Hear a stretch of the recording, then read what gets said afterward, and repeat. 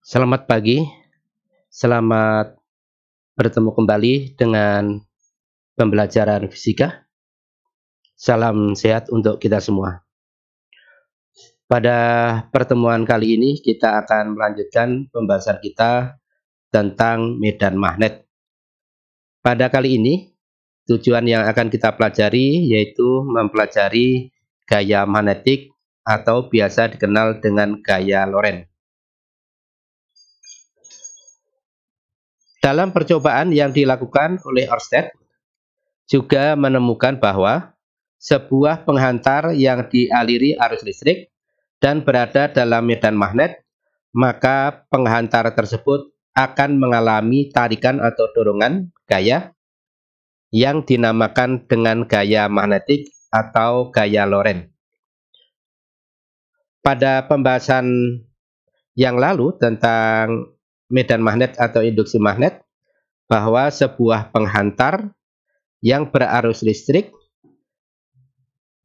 akan menimbulkan medan magnet di sekitarnya, di mana medan magnet atau induksi magnet itu dilambangkan dengan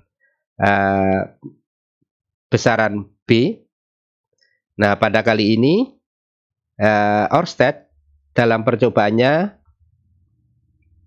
juga menemukan bahwa kalau penghantar yang berarus listrik berada dalam medan magnet, maka penghantar tersebut akan mendapatkan gaya magnetik atau gaya Lorentz. Maka coba sekarang kita akan lihat gaya magnetik atau gaya Lorentz itu bisa terjadi. Nah, sekarang kita perhatikan ya. Misalnya di daerah ini ada medan magnet atau induksi magnet yang arahnya masuk bidang gambar, maka ini digambarkan dengan tanda silang ya. Kemudian ada kawat ya yang dialiri arus listrik ya. Ini arahnya ya sesuai ini arahnya yaitu ke bawah ya. Kemudian medan magnetnya masuk bidang gambar, maka kawat itu akan mendapat gaya yang arahnya sesuai dengan arah gaya F ini. Maka kawat ini dia akan bergerak ke sana. Ya, bergerak sesuai dengan arah ini ya, arah F ini ya, anak panah ini. Ya, gaya yang terjadi pada penghantar berarus listrik yang berada dalam medan magnet disebut dengan gaya Lorentz. Maka gaya itu dinamakan dengan gaya Lorentz atau gaya magnetik. Ya, saya ulang. Ini medan magnetnya masuk bidang gambar. Arah arusnya ini sesuai arah I ini, arah ke sana. Maka kawat itu akan mendapatkan gaya magnetik yang arahnya sesuai dengan arah gaya F. Coba sekarang kita lihat berikutnya. Kawat sepanjang L, ya, kalau kawat tadi panjangnya L yang dialiri arus listrik sebesar I dan terletak di dalam medan magnet B akan mengalami gaya Lorentz sesuai dengan rumus ya, yaitu gaya Lorentz sama dengan B kalikan I kalikan L kalikan sinus alfa. Jadi B adalah induksi magnetik atau medan magnetik, I adalah arus yang mengalir pada kawat, L adalah panjang kawat, alfa adalah sudut yang dibentuk oleh B dan I. Ya, I arahnya ke kanan sesuai dengan arah Y, B-nya misalnya ke sana, ya membentuk sudut alfa atau theta, ya maka gaya magnetiknya arahnya ke atas. Ya, jadi gaya Lorentz sama dengan B I kalikan L kalikan sinus alfa atau sinus theta. Ya. Nah, sekarang kita lihat berikutnya. Nah, untuk menentukan arah gaya Lorentz tadi, yaitu FL-nya tadi, maka kita menggunakan kaidah tangan kanan, ya. Buka telapak tangan dengan keempat jari selain jempol dirapatkan. Jadi jempolnya ini membentuk sudut 90 tegak lurus terhadap arah empat jari, ya. arahkan ke 4 jari yang dirapatkan sesuai dengan arah induksi magnet B. Jadi ini arah B-nya kemana? Ya, ini di jari keempat jari ini diarahkan arah B. Arahkan jempol sehingga sesuai dengan arah I. Jadi ini arah ibu jari atau jempol ini diarahkan sesuai dengan arah I. Misalnya arah I-nya ke kanan, arah B-nya ke atas. Maka arah gaya Lorentz yang dialami akan sesuai dengan arah dorongan telapak tangan atau arah telapak tangan. Jadi arah F-nya adalah ke sana. Ya. Ya. Sesuai dengan arah X. Ya, ini arah ke sini.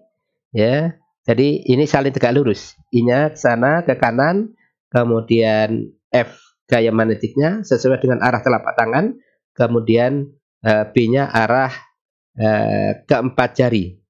Ini menjadi penting karena biasanya soal atau pertanyaan yang berhubungan dengan gaya magnetik ini biasanya ditanyakan arahnya.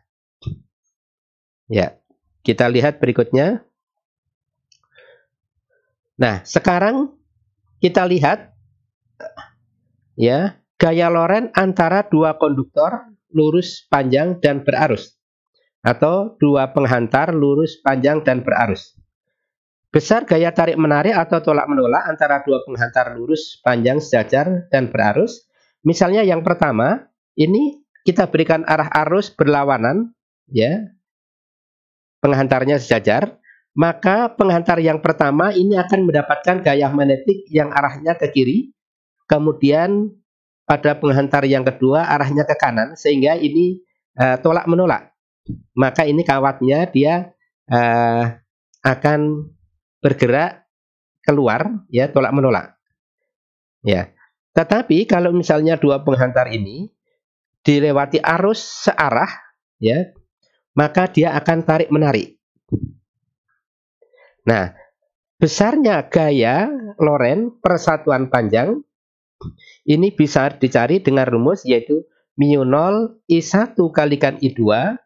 μ0 ini adalah suatu tetapan pada medan magnet sudah diberikan yaitu 4pi kali 10 pangkat negatif 7.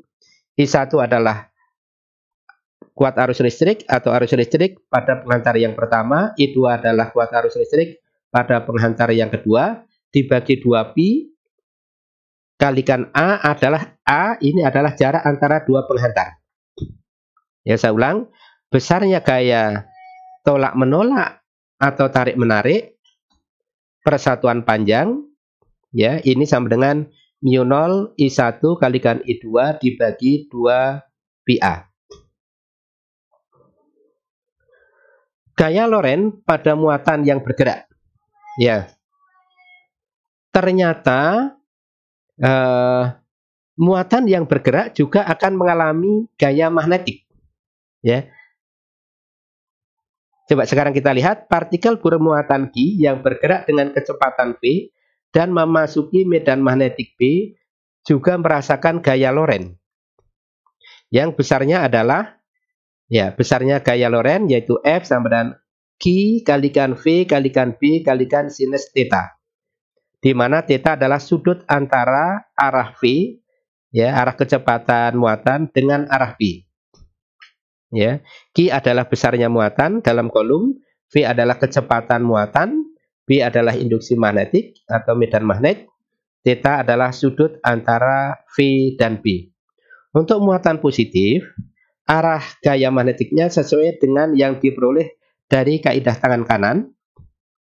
Jadi arah muatan positifnya itu sesuai dengan arah arus. Tapi untuk muatan negatif, arah gaya Lorentz-nya berlawanan dengan arah yang diperoleh dari kaidah tangan kanan. Ya. Jadi kalau untuk muatan negatif, maka nanti gaya magnetiknya itu kebalikannya, ya, dari arah telapak tangan tadi. Tapi kalau muatan positif ini sudah searah, ya. Nah, kita lihat bagaimana sebuah muatan positif kalau bergerak lurus, awalnya bergerak lurus pada medan magnetik yang arahnya masuk. maka muatan positif itu dia akan mendapatkan gaya magnetik yang arahnya ya ini sesuai dengan kaidah tangan kanan, maka dia nanti dia geraknya tidak lurus lagi, tapi dia akan berbentuk lingkaran karena ada gaya magnetik. Jadi misalnya di sini, maka gaya magnetiknya di sana, maka dia cenderung akan dibelokkan, ya, sehingga dia akan membentuk lingkaran dengan jari-jari R. Ya, ini arah medan magnetiknya digambarkan dengan tanda silang, berarti masuk bidang gambar. Ya, ini arah V-nya. Nah, sekarang kita lihat bila theta sama dengan 90 derajat atau dengan kata lain V tegak lurus B, maka F gaya Lorentz-nya tadi kan sama dengan VB sinus alfa atau sinus theta. Nah, kalau theta-nya adalah 90 derajat, maka sinus theta-nya adalah 1. Sinus 90 derajat sama dengan 1, maka gaya magnetiknya sama dengan Q kalikan V kalikan B. Ya. Karena F selalu tegak lurus terhadap V, maka lintasan partikel bermuatan merupakan lingkaran dengan jari-jari R tadi, ya, gerakannya lingkaran, maka jari-jari lingkarannya bisa dicari yaitu M kalikan V dibagi Q kalikan B. R adalah jari-jari lingkarannya, M adalah massa partikelnya, ya misalnya proton atau elektron, masanya berapa, V adalah kecepatan muatannya, Q adalah besarnya muatan dalam kolom, B adalah kuat medan magnet dalam Tesla. Dengan catatan bahwa kecepatan linier sama dengan omega kalikan R atau omega sama dengan 2πf atau sama dengan 2π dibagi dengan periode. Sekarang kita lihat contoh soal. Suatu kawat berarus listrik 10 ampere dengan arah ke atas berada dalam medan magnetik 0,5 T dengan membentuk sudut 30 derajat terhadap kawat. Jika panjang kawat 5 meter, tentukan besar gaya Lorentz yang dialami kawat. Maka diketahui ya, I sama dengan 10 ampere, B 0,5 Tesla, alfanya 30 derajat, L-nya 5 meter. Ya, panjangnya sudah dalam meter, sehingga tidak perlu kita rubah-rubah. Kalau dalam sentimeter, kita ubah ke dalam meter. Maka ditanyakan F-nya, maka F sama dengan I kalikan L kalikan B sinus alfa. I-nya 10, ya ini terbalik. Ya, mestinya I-nya 10, tapi tidak mempengaruhi hasil. Kemudian L-nya,